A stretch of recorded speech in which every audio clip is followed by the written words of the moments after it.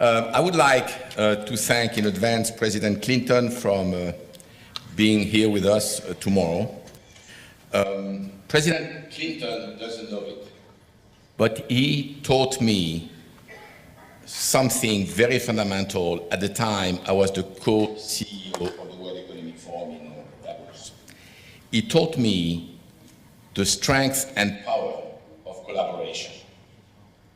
Nothing ever happens without collaboration between people, and we should keep this in mind in the next 2 days. Last, thank you, then I'm going to carry on after the thanks. Thank you, John Bryant, for opening my eyes on how fundamental hope is. Creating hope through collaboration is now one of my goals in life. It's a real privilege, thank you again, John, to be chairman of this forum. I mean this very sincerely. The Operation Hope team has been working extremely hard to make this forum successful, and we hope it's going to meet your expectations. But we also hope that at the end of our 2 days together, it will help creating a better world. From my accent, you've probably noticed that I was French. You're going to have to bear with my accent, by the way. So what is a French guy doing here in Atlanta at the opening of this amazing forum? Well, there is a personal reason. I fell in love with this country, the United States, way back when I was a young kid. And I am what I call a frustrated of the Atlantic. I miss France when I'm here, and I miss the United States when I'm in France. So today, I have a huge privilege, which is that I live with 1 foot on each continent. More importantly, being from a faraway country creates distance, and distance creates perspective. And therefore, I think I have a unique perspective on France and the European Union because I live here, but I also have a unique perspective on the US because I'm French. We cannot talk about reimagining the global economy, our theme, without addressing some of its key challenges. So before we attempt to reimagine anything, we need to listen to what the world is telling us. What is the world telling us? First, that traditional economics are being challenged. The 2 main pillars underpinning the Western world democracies: 1, robust economic growth, raising living standard in the US, and 2, a different model, the welfare state and income redistribution in Europe. Both of them are shaking, and the scale of the challenge now facing most Western countries is of significant proportions. A world with less growth than in the past and with the grip of deflationary pressures, despite the current economic performance here in the US. The topic has been raised by Larry Summers back in 2013. The most important factor, he said, is the belief that global demand will remain depressed for an extended period of time due to factors both economics, debt, the amount of debt the Western world has accumulated, and the possible, and for certain people, the for sure, deceleration of China growth, as well as structural aging of the global population and growth of inequality, as well as technological innovation. Therefore, the risk we face of what we call lowflation, meaning very low growth with very low inflation, which is very much present in Europe today, is a certain risk.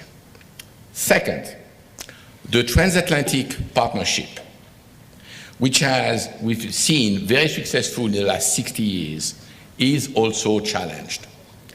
Clearly, America's interest in Asia is rising, while its interest in Europe is declining.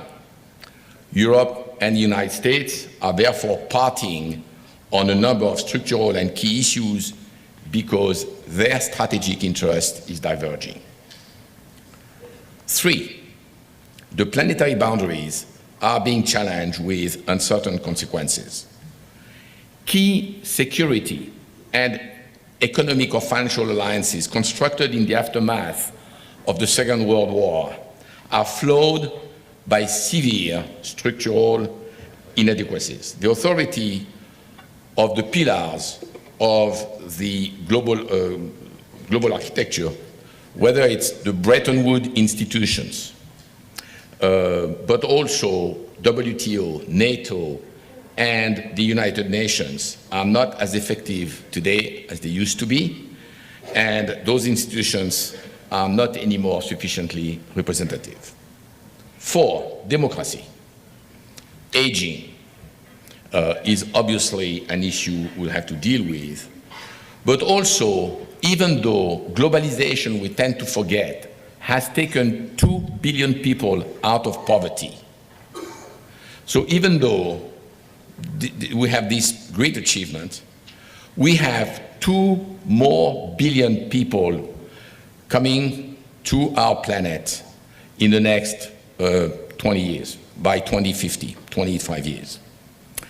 This is a formidable challenge, and it's more of a challenge because all those people will be born in Africa, Latin America, and Asia.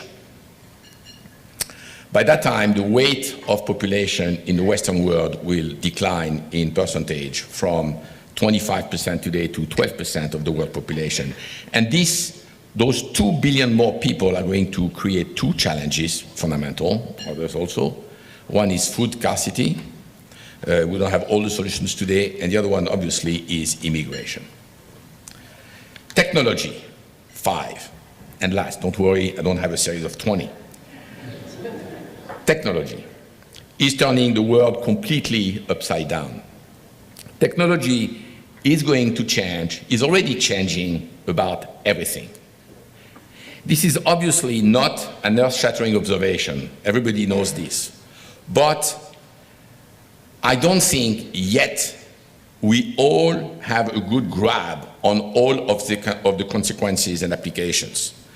In my opinion, we underestimate the consequences of the technological revolution. Disruption is all over.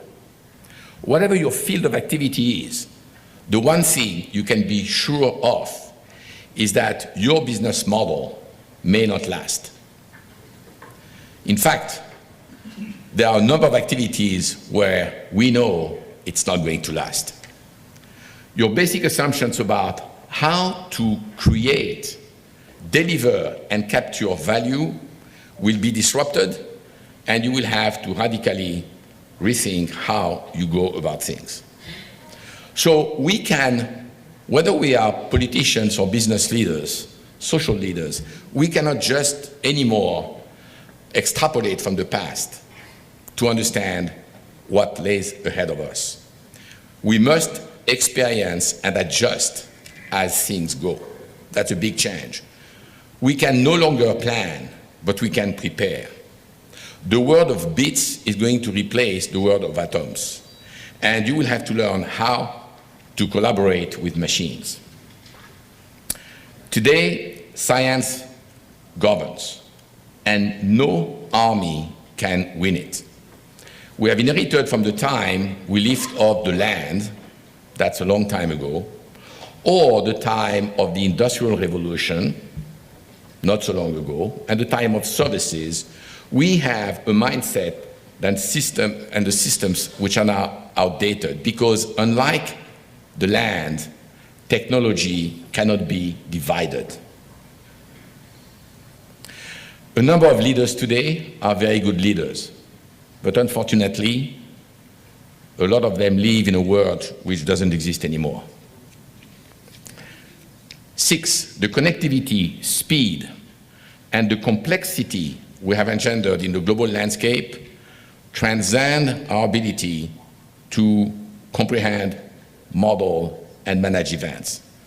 Many limitations constrain our ability to interpret complex issues, particularly as we tend to attribute a single cause to interconnected events, and this doesn't work anymore. This is a subject dear to my friend Sean Cleary, who is on the board of Operation Hope, and has done a quantity of work on the subject. This is literally overwhelming the capabilities of politicians as well as business leaders to make sensible and well-informed decisions. Sadly, however, there is one thing which is easy to understand, and it looks like so many politicians don't understand yet. And this is poverty and the widening of income disparities. The challenge: nearly 3 billion people today in the world continue to live in poverty with less than $2.5 per day. In the United States alone, 46.5 million Americans, 1 in every 6 people, are considered living below or slightly below poverty line. Additionally, 75% of Americans are living paycheck to paycheck with little to no savings. Economic distress continues to be the root cause of much of the turmoil everywhere, as well as unemployment. I prepared this presentation before the events in Paris. So I'm going to do a little side note on those events and link it to what I just said. I am revolted and terribly sad about what happened in Paris. But this tragic and savage event should also be taken as a major failure of my country, incapable of creating hope. When you are a young French, less than 25 years old today in the French suburbs, you have limited hope. But if you are a French Muslim, you have no hope. Just like there is no hope for young Arab in Gaza, for a number of young people in a number of US suburbs, and there is nothing more dangerous, as my friend John would say, than a person with no hope. Politicians just don't get it. It is so much better to get focused today in Paris on the huge demonstration, on barbarity, on a manhunt, to divert attention to the fundamental issue, which nobody talks about.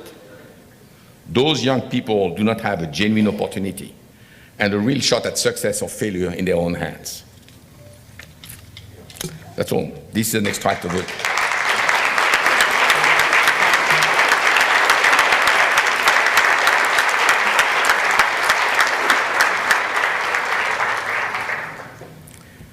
That's a letter an extract of a letter I sent to my 2 children. Anyway. So the widening of income disparities is obviously something which cannot be absent of our theme here and of our discussion in the next 2 days. The assessment is not mine. It has been made by a number of experts. I'll mention a few of them: Joseph Stiglitz, Laura Tyson, Richard Haas, Michael Dawson, Thomas Piketty, Richard Wilkinson, Kate Pickett, and so on. Let me start with Joseph Stiglitz.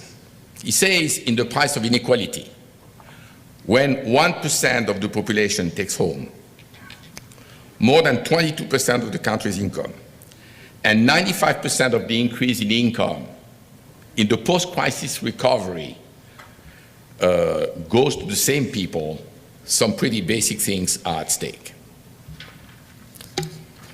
Richard Haas, president of the Council of Foreign Relations, wrote a book which I advise you to read, The Decline of Upward Mobility. The issue is not inequality between countries, which in fact has reduced over the last 2 or 3 decades. Rather, the focus today is on inequality, sometimes called disparity, within countries. And what should matter is not inequality per se, but rather whether people have a genuine and fair opportunity to become at least substantially better than they are today. It is the lack of upward mobility, even more than inequality, that is the issue. All of this is theory, so I've been trying to rationalize and try to answer 4 questions, the what and the whys. What is happening?